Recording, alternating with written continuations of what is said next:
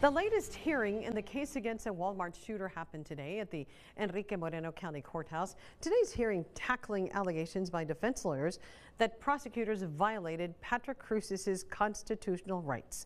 Those arguments stemming over alleged phone call records between Cruces and his attorneys. KTSM 9 News anchor Carla Draxler brings us more from the courtroom today. Today's hearing in Judge Sam Medrano's courtroom proceeded per schedule, despite the DA's office trying to delay it. We got to hear from a former lead prosecutor on the case who says she was the one who alerted the defense on the leaked phone calls between Patrick Cruces and his attorneys. They turned over those 4 phone calls. We got 15. So we have 11 other phone calls that they have that they shouldn't have, that they have not turned over. Want to know where they're at? Why they haven't turned them over? Frustrated defense team claiming the DA's office violated Cruces' constitutional rights to attorney-client privilege.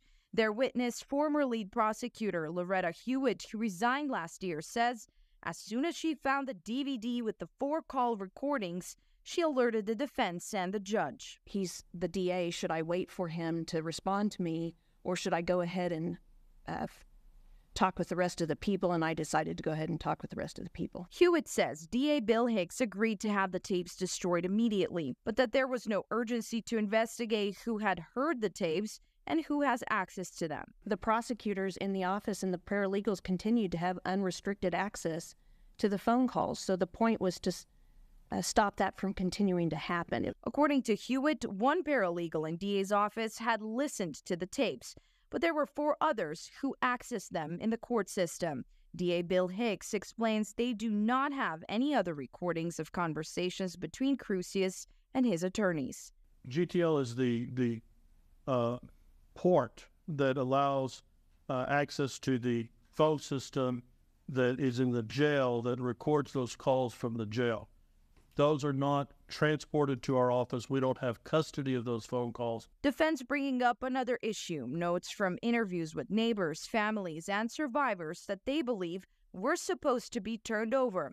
Hewitt recalling some of the testimonies of Cruces' former neighbors. That his parents had tried to get him help for all of his mental issues, that he had outbursts in class, that he was in special education, that he wasn't right in the head. The DA's office argued they were not required to turn over the notes, telling the judge they cannot find them in Hewitt's old office. After Judge Medrano ordered they need to be brought to court. The hearing will proceed tomorrow at 9 a.m. We'll get to see more witnesses come up to the stand, and of course we'll keep you updated right here on KTSM 9 News. For now, reporting in downtown El Paso, I'm Carla Draxler. Back to you.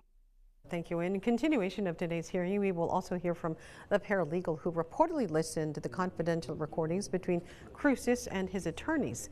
Patrick Cruces is accused of 23 counts of capital murder and 22 counts of aggravated assault with a deadly weapon in the August 3rd, 2019 mass shooting at the Cielo Vista Walmart.